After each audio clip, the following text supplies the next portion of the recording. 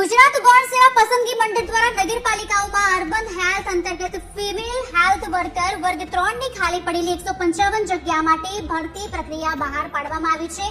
આ માટે લાયક મહિલા ઉમેદવારો 15 જૂનથી 29 જૂન સુધી સ્ક્રીન પર આપેલી ઓજસ વેબસાઇટ પર ઓનલાઈન અરજી કરી શકશે।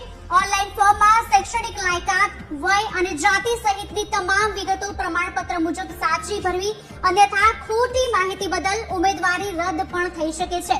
ઉમેદવારોની આખરી પસંદગી સ્પર્ધાત્મક પરીક્ષાના આધારે કરાશે અને સફળ થનાર ઉમેદવારોને 5 વર્ષ સુધી 26,000 ફિક્સ માસિક પગાર મળશે।